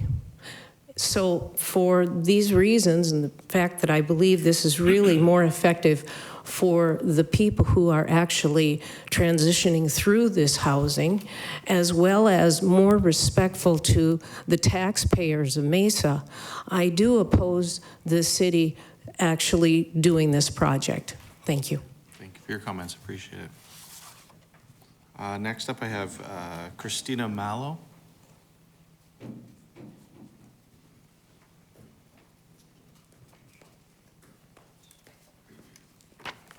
Good evening, I'm Christina Malo. I am a Mesa resident. I just want to remind everyone that any project funded by the government is funded by the people. It doesn't matter what level of government, taxpayers are funding it. And I understand this is going to be, Mesa, the city of Mesa must be looking forward to these big tax dollars coming in, and that looks really good in a budget. But this is Americans paying for it. And just, you know, I heard the comment that that residents have said, no, no, no. I just want to remind you, your tax-paying residents are your bosses, and your bosses are telling you no. The police presence increased. That's not, if I see more police in my neighborhood, I'm wondering what's going on. What's going on? What do I need to be aware of? What should I be worried about? That's not a good thing. How many illegals are going to be housed in this? How many illegals right now are we paying for from the city of Mesa? It's not our job to fund illegals, but we know that illegals will end up in there. The light rail, again, is just another way to spread vagrants farther into the East Valley. I've spoken with a delivery driver extensively who delivers in Ahwatukee, and this delivery driver has seen vagrants going through the neighborhood, checking people's doorknobs, house after house after house, seeing if they can get in. Residents there, they have packages and other things go missing all the time because of a higher vagrant presence. Vagrants are walking through scouting, seeing what their next hit's going to be. You're putting more vagrants around senior citizen communities. I would not feel good having my mom or my grandma living in that neighborhood knowing this is coming to them. I have spoken with the Mesa police officer on my street. He came because we called him because we had more vagrants in our area. He said, we can't do anything. I can't ask them to leave unless they're actually doing something. I don't want more vagrants hanging around. Why would these people in this neighborhood want more vagrants hanging around?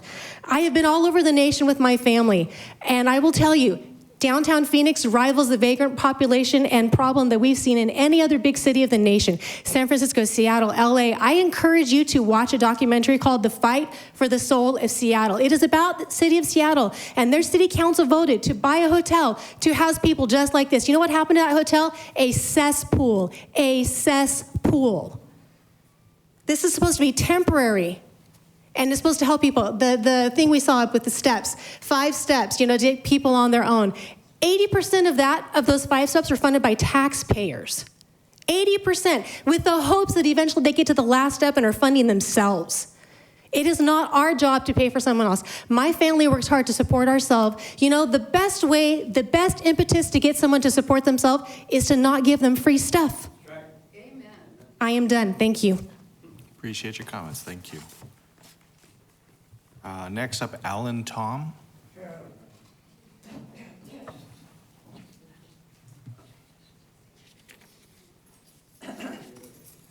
How you doing, honorable board members? And I want to say talk to all the Mesa police officers for thinking doing their job, and respectfully to all the city officials over here. But I respectfully disagree with them. And honorable board members, I can speak to you 2-3 hours why this is a bad project. They don't even talk about how it's going to affect property values in the neighborhood at all. We own one of the primary corners for 65 years in Mesa. I'm one of the 5 oldest Chinese families in Mesa. I've seen a lot. I've been coming here over the last 40 years, one way or another, trying to protect my property rights, my property values, protect neighborhoods over there, you know. I just cannot believe what I've seen in 65 years, or 60 years here. My point is, I know you folks are all smart. You wouldn't want to live by one of these facilities yourself. And I said I could tell you for hours. You mentioned about bring a path to these people there to help them out to get back better. Well, I think in this country we spent hundreds of billions and trillions of dollars trying to do this in this country, and look at the results of what we got in this country here. Not much from a lot of money spent over there. People have to have their own driving self-initiative to better themselves. Why they're on the streets, I don't know. I know there's a problem, but it should be the taxpayers to pick up. It should Mesa be in the position to buy this. Like I said, I can talk to 2-3 hours. And I'm being respectful of the city officials and also to Mesa police officer. I love them, what they do. But again there are just so many bad things. By approving this, you're going to open up Pandora's box. You're going to open a nightmare up, and a can of worms is going to come out. You bring these homeless people there thinking they could come in. Oh, you can't come in. Well, they're going to stay somewhere in the neighborhood or get back on the light rail and go somewhere else, you know. All this is just going to do to bring a microscopic cosmic nightmare to a neighborhood already that's got problems already. And again, as you mentioned about this federal money, is some of this federal money going to come and help to pick up the lost valuation of these homes behind there. You go talk to any real estate agent right now. Say, right now, what is my house worth? Not knowing about the homeless shelter. Then they tell you about the homeless shelter, well, you're gonna have to take a drop, you know. Because there'd be less people, there'd be less number of people interested in buying your home because of the homeless shelter. It's a no-brainer. All this is no-brainer. Yes, I love the city of Mesa doing, trying to give you this big snow wash job. How great everything's gonna be topsy-turvy. They cannot guarantee nothing. Board members, you guys are so smart, you know. They can't guarantee things. And once this goes in there, that just happens. Anything, once they get it, they might give it to Arizona Department of Economic Security, put a soup kitchen in there. They say no soup kitchen, not. Everything's off the table. When something like that happens, it's just gonna be awful, it's gonna be uncontrolled. And it's gonna get to a point in Mesa, there's gonna be so much cost for operational expenses there, they're just probably gonna let it go, or just shut it down and get out of the business. My point being is this, I could talk to you 3 hours and all the bad things about this project. And unfortunately, I might be back here Wednesday next week there about fight about the fast food restaurant windows too. I'll see you guys again. Okay. And then I'll cry some more over there. You got my humor, sarcasm. Thanks a lot there, but yeah, I definitely am against it. Personally, I don't live too far from the home there. And I mentioned, you know, one of those corners there, we've owned there for 65 years. And put yourself in my position and the neighbor's position, you wouldn't want it in your neighborhood. You heard the old saying, we understand here, right? These kind of projects might be necessary, but NIMBY, not my backyard, you know. Respectfully, take care, and I love you all, okay? Appreciate your involvement, Mr. Top. Thank you. Next, I have Will Stassi. I hope I said that right.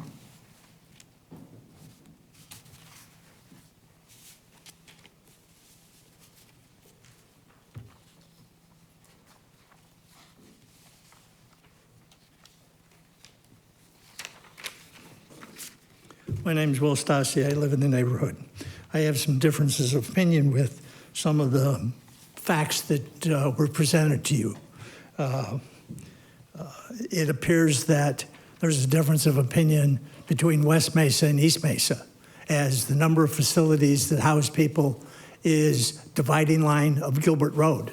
Well, I thought geographically Center Street was the dividing line in Mesa between West Mesa and East Mesa, which then takes and puts some of those facilities in East Mesa. Operating costs. When I go to the federal government and ask them for capital expenditure money to buy it, I can foresee what the water bill is and the electric bill is in December, and I'm going to ask for that money because I know what it is. I know what it's going to be in 2024. I know what it's going to be in 2025. I've got to go back and ask for the funds again and again and again if I can't predict what those costs are day one. They can predict them. So there's a difference in what we think is operating costs. How much am I going to pay for the soap to wash the sheets? They talked about the 73% success rate. They didn't talk about the 20, glass half full, glass half empty. They didn't talk about the 27% failure rate. We're going to provide you transportation to go across the street to Arby's to get food. Well, you got to bring food in. You've got to feed these people, so you have to have catered food in. You have to have a school bus to take the kids to school. You have to have somebody to take them to the doctor's appointment. Obviously, they've got a van to do that. They didn't tell you, they told you about the streetlights in the area. They didn't tell you that there's no sidewalks in the area, and they're not going to put sidewalks in. Now, you're going to make a zoning decision on the definition of a social service facility. And I gave you a list of definitions of social service facilities, none of which provide medical services. Is it a temporary shelter for homeless? Is it a social service facility? Is it a human service facility? What are you going to zone it as?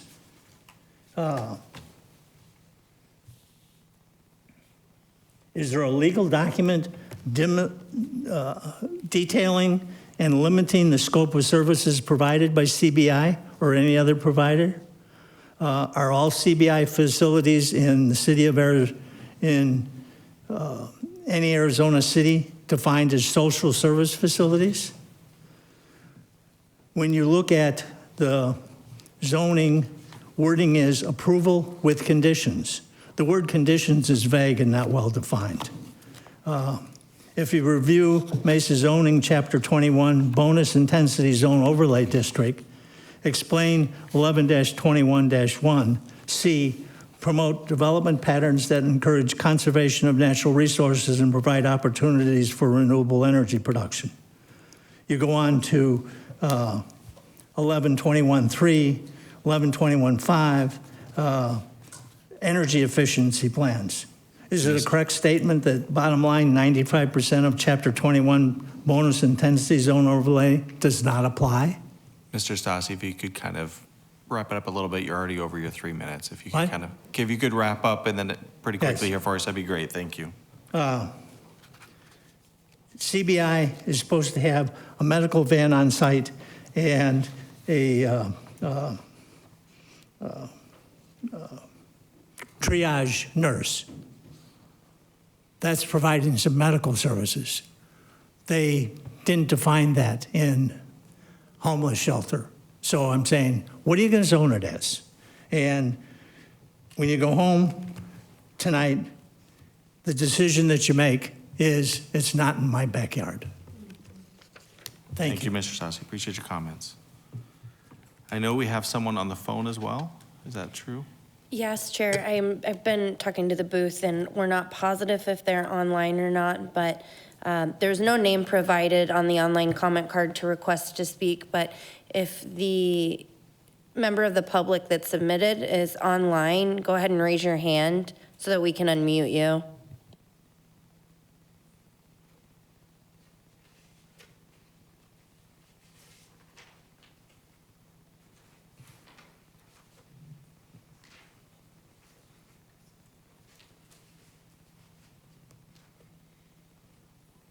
Seeing anything? Okay. Okay. And I think that's the last card I have right there. Okay. So we'd like to invite the applicant to come back up if they'd like to respond to any of the comments. There you go.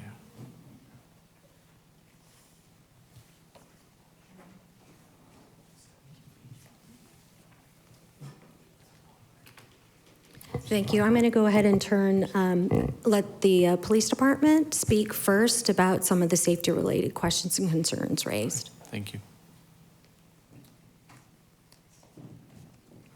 Good afternoon. My name is Tom Intrieri. I'm the commander for the Red Mountain Division, which the property we're discussing today is located in, okay?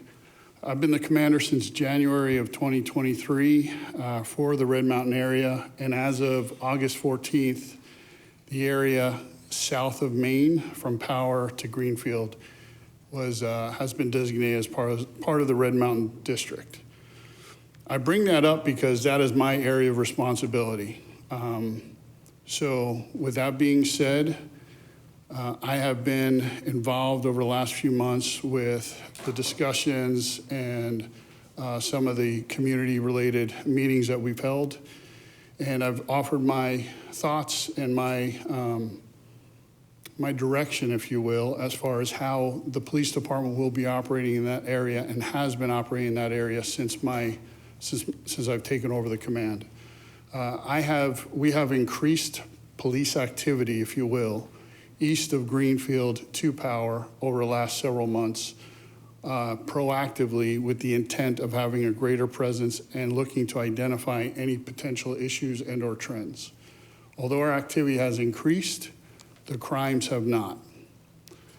That's a good thing. I also like to think that because of our increased presence, that we've mitigated or kept any crimes at bay from even occurring. That continues to be the mission moving forward, and we will continue to have an ever strong presence.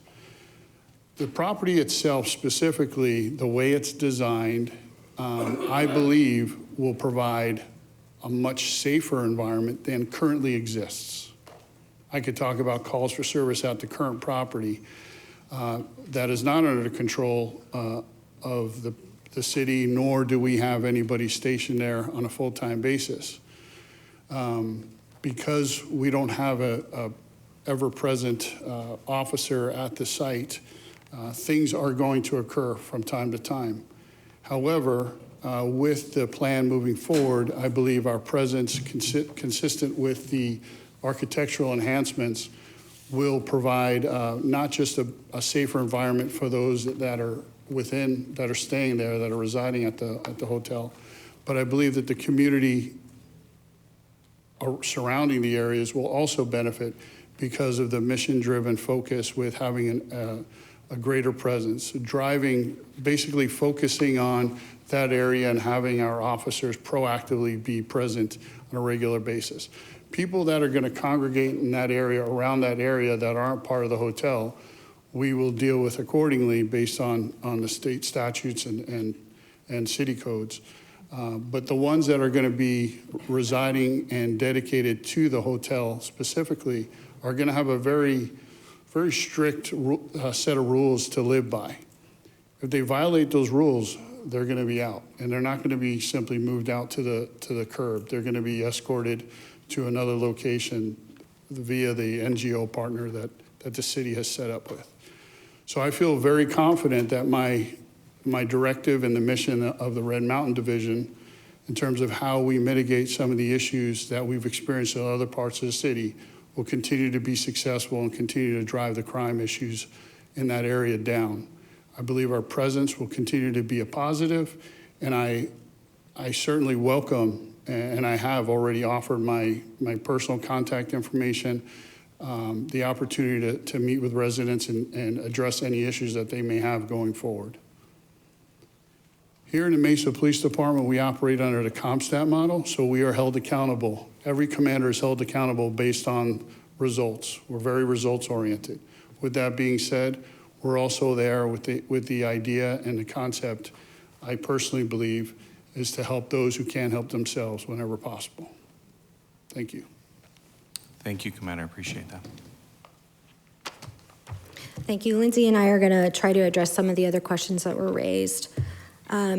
One thing was around the country, they're doing reportedly the same program and failing. This is not the same program. You know, there are lots of different models that are happening. It might look the same because they're hotels and they're being purchased.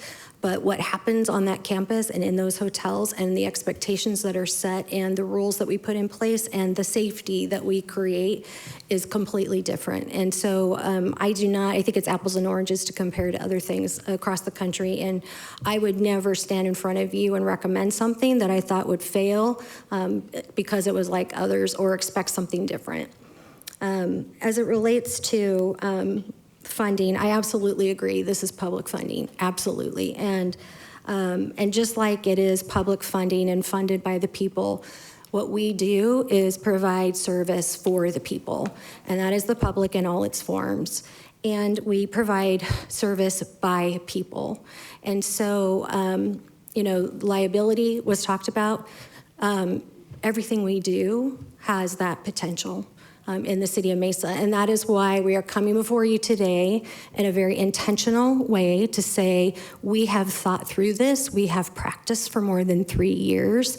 We have data that proves that we're being successful. We feel really confident about this program and this process. We would not do that to our taxpayers. That is not that is the last thing that we would do.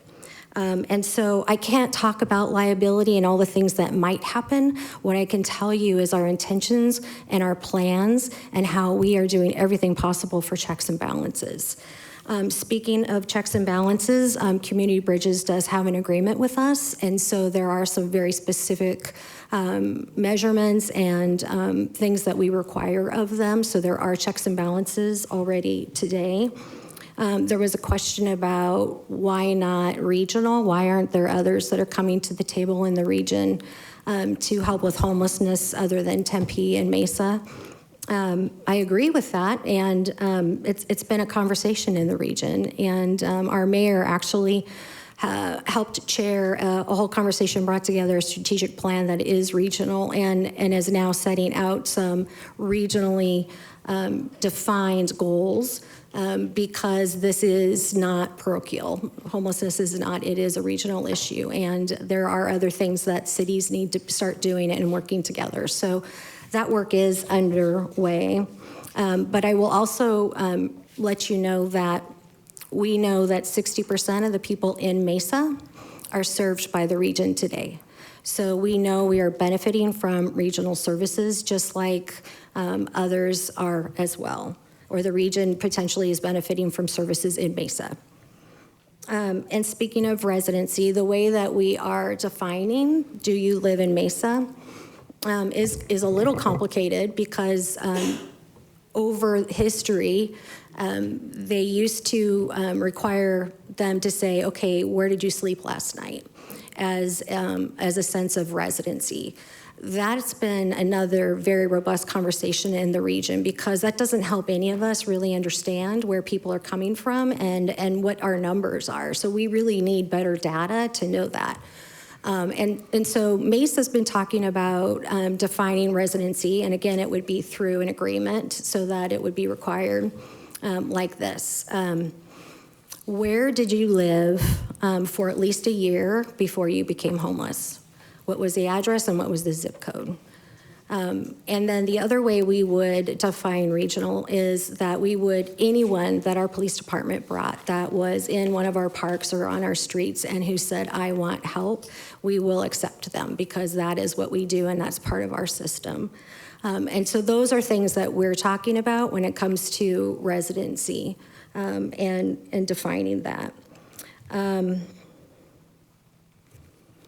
The only other thing that I will say is that we plan, again, to document all of these things and these commitments, and they will be part of the Good Neighbor Policy, and they will be a stipulation in the case that comes before City Council. I appreciate all of you and the role that you play this evening. I know that some of the comments that are being heard are difficult.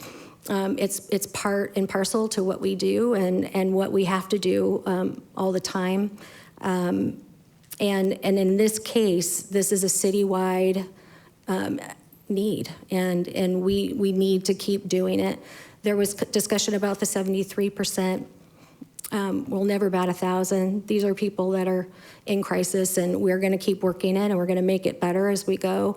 I will say that 73% is an average over the entire time we've been doing this, and we've learned a lot in those 3+ years.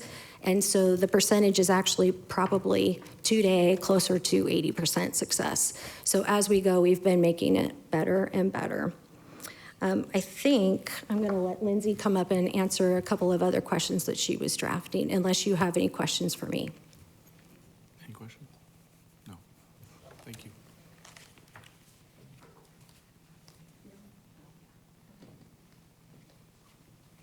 She says I covered it. Okay. Thank you. So unless you have questions for us, the floor is yours. Any questions from the board? I am not seeing any. Okay. Well, with that, I really want to appreciate everyone being here and providing comments. We appreciate everyone coming up. All of these will be placed into the record, as well as the many comments that we've received online, both in support and not in support. There's quite a few, and we appreciate those. Will be included in the record as we move forward. So with that, I will close the public meeting portion of this, and we'll move into board discussion. So with that, with the board, is there any discussion or any items that we'd like to discuss as a board? I think we could also move forward with a motion if anyone is so inclined. I do have a couple of comments.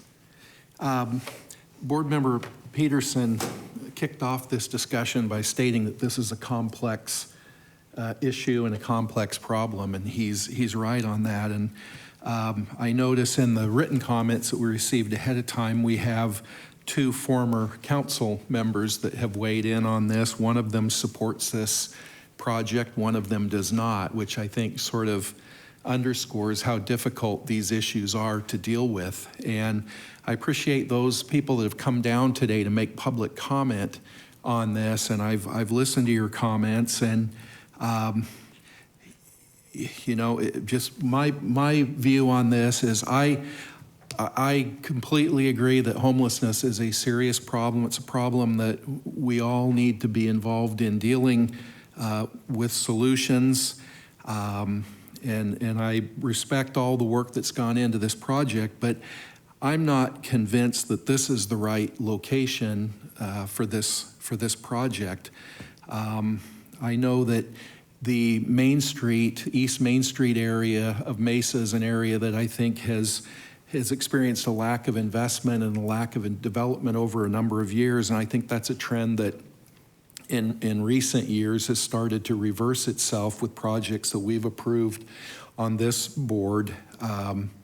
And, you know, this project is a block west of the Power Road corridor, which is an important corridor in Mesa. I also have watched the Banner Baywood campus grow and the medical facilities around that campus continue to grow, which also is a positive development for this area. And I just, like I said, I have concerns about this project and what kind of impact it may have in that area. So again, I appreciate all the work that's gone into this, but my view is that this is not the right location for this project. Any other? I'd like to make a comment. I've been a principal in that area for over 11 years, and there does have to be some East Mesa resources. When I've worked with kids or families who have needed resources in the East, we have not been able to access because everything is so west. And that becomes really hard for families that are displaced or needing services or that are living in cars at the park. Jefferson Park is right next door, where we've had families living in the cars and multiple homeless people at the Jefferson Park area. And I know that a couple of years ago when the Windermere shelter came, and I said this downstairs, it actually decreased the amount of homelessness that was at the parks where kids couldn't play at and families be at. So I would disagree because the East there are multiple schools in the East who need multiple resources, and we always have to refer west. And that becomes really difficult when we're talking about kids moving constantly.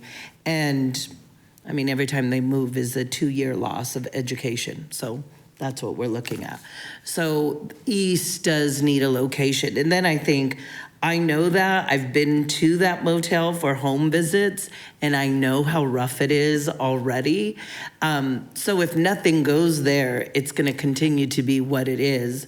So the drugs and whatever the safety concerns are going to stay there without city overseeing it anyways. So it's a double-edged sword in a sense, because you either create a place where you can monitor and put regulations in place, or you leave it what it is, that is an unsafe environment anyways. And all of those hotels, I mean, we have the abandoned one that's down the street, the bathhouse one that is really, that creates just a lot of, so without the resources, it really makes it really difficult. The homeless are there anyways. And I mean, I'm sure police could talk about the park area and how living in the cars and the public parking and all of just creates that anyway. So it's a double-edged sword, but I know the East has been wanting some resources